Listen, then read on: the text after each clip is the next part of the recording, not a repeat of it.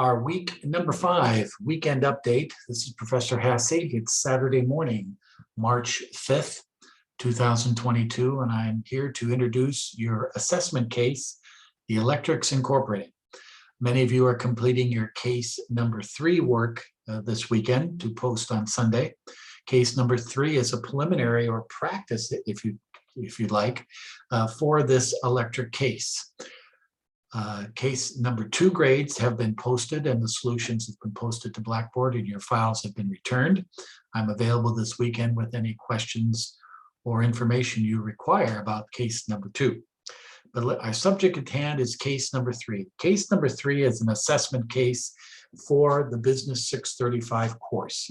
It is produced and put together by the faculty of the University of Laverne as a way of determining the abilities of the students to interpret and write about capital budget risk analysis, one of the key parts of this corporate finance course. You practice it by doing the calculations in case number 3, and in case the electrics case or the assessment case, you are to do basically the same analysis, but also interpret and write and answer 8 questions that are provided in the case in an APA formatted paper. So that's where it is. It's now been posted in your file folder in Blackboard. Here it is right here. I've given you 2 files, one in the PDF format and one in the Word format. One is the case, actual case description and information and data. Another is a rubric of how I'll be grading the case. Again, you are to submit 2 files, an APA format file, Word doc or PDF, and a spreadsheet file with your analysis. Again, the template is very similar to the case number 3. Now, some of the information is given to you a little bit differently, but welcome to the real world. Every project, every capital investment is a little different. Your job in this case is to interpret that difference. The depreciation schedule is different. The ways of calculating weighted average cost of capital are different. Some of the information for the variables is a little bit different. You're judged on your ability to determine that and interpret it. I will be providing a sample case paper next weekend in our weekend update to see an example of how this case will look in an APA format. I also will have a special review session on Saturday, March 19th in the morning. The time is yet to be determined, but a special review session for students to come in on Zoom and ask questions about the case, or send me questions in advance and I will answer those questions and provide the recording via our YouTube and Blackboard sites. So there will be a review session on Saturday, March 19th, which is in 2 weeks. So what I urge you all to do this weekend and in the next week, before my weekend update video next week, is to just download these files in front of you and read them. Just read them. Download the assessment case description and information. Download the rubric. Try to understand what I'm trying to ask. Try to understand the nature of the work. That's a key component to this case. It's not like straight numbers in case number 3. You have to interpret and understand what is being asked of you in this case. There's more than just calculating numbers. That's the key component of this assessment work. You have roughly 3 weeks to do this work. In addition, you're going to have a case number 4 next week, but will add to the burden of your work. But you have plenty of time to read this document, read this case, try to understand it, come to me in our student hours or in our review sessions and ask me questions. And we will and every week in my lecture video over the next couple of weeks, I also will have a segment in that lecture video about this case. But this is a key interpretive of your MBA program, how to interpret data, calculate data, and then talk about that data, explain it, understand it, and recommend a strategy that this company Electrics should be doing. They have to make a decision. They're thinking about changing their market. And so they're thinking about also what should they do about changing their market? Which product should they use? And in that business plan, they have a choice of 2 products. Your job is to recommend which product should they go with. So understand the case, read it, understand it, make notes to yourself. I don't get this. Oh, I see this. I better ask Mr. Hassey about this, and so on. That should be your first task this week. Then next week, we will put together a checklist of items you need to accomplish and to figure out and to do. And that'll be in my weekend video next week.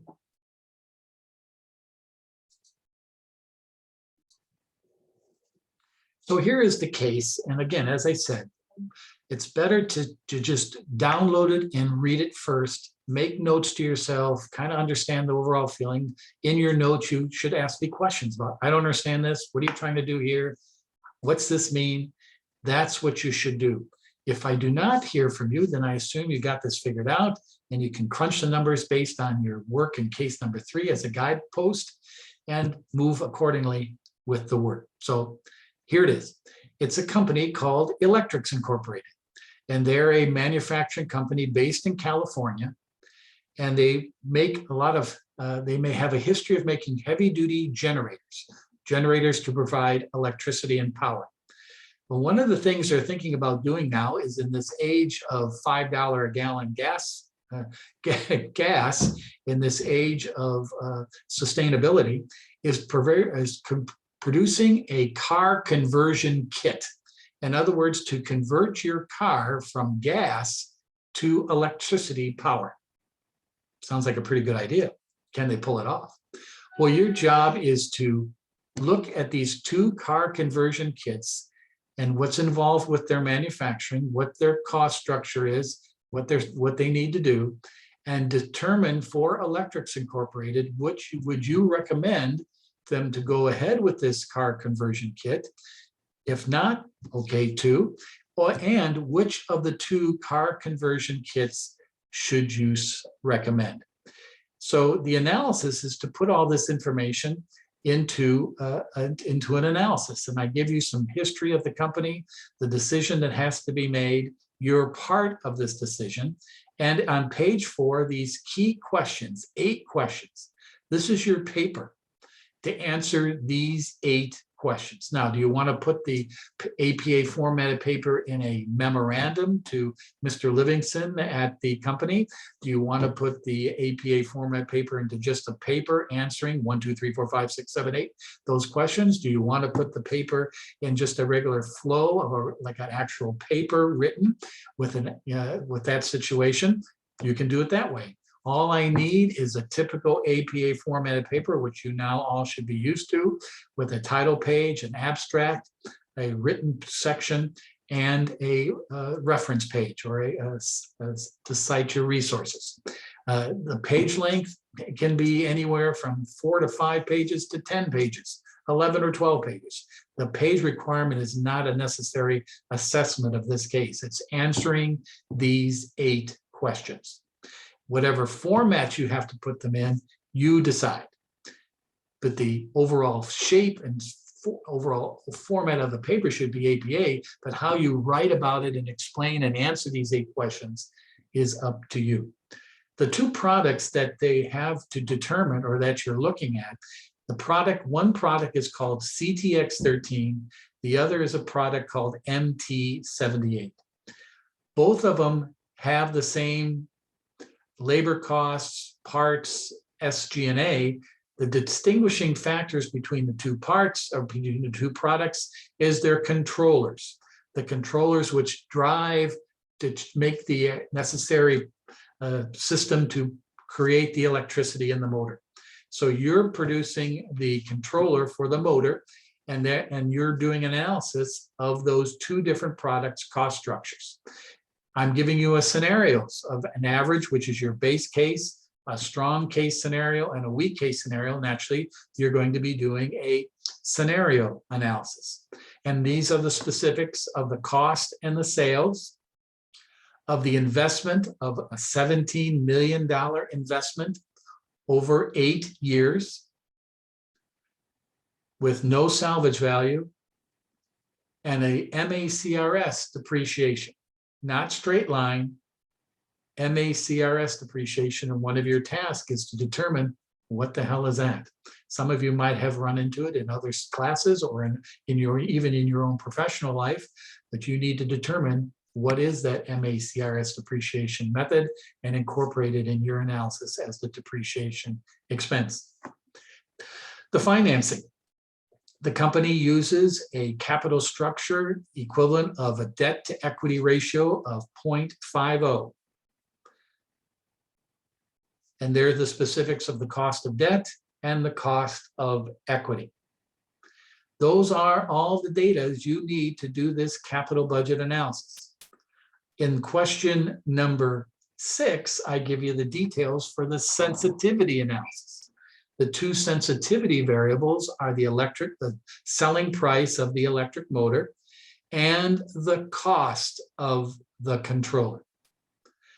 With those two variables, you'll be doing a percent deviation sensitivity analysis in NPV of 10, plus or minus 10, 20, and 30%. So in other words, a base case, average case scenario capital budget analysis with a scenario analysis and a sensitivity analysis, that will be your calculations. Very similar to the format we used in case number 3. So I urge you this weekend in the next week to download this. I will have a segment in my class lecture on Monday talking about this in addition to our new topic for week number 6. So we're off and running. And one of the things that's good about this case is it really resembles a real world total analysis of a new product and a new business plan for an organization. So this is great experience for you. And it's going to be difficult, some hours of study and some hours of research and calculation, but I will be here along over the next few weeks to help you and guide you and answer any questions and help you with the work. So that's our weekend update for this week. We look forward to our new discussions next week. One of the key topics next week will be financial statement analysis. Right now we've taken a look at the risk side of a corporation, the risk associated with not only financial risk, but other type of risk in an organization, which you could probably take a good look at this electric company in that analysis. We looked at capital budgeting analysis. We looked at the definition of where we get that capital in stocks and bonds. Now we've done the investment decisions. We've made our strategic decisions about asset investment. Now we look at the financial statement aspect of that. What does the data tell us and how we are doing? Have we made good strategic asset allocations? Have we provided a decent rate of return to our investors? We will see that in week 6 with financial statement analysis and funding determination. So that'll be heading into our next week on Monday. Have a great weekend, everybody. Stay healthy. I'm around this weekend if you have any questions in regards to case number 3 or the results of case 2. And we'll see you all in our course lecture on Monday. Adios.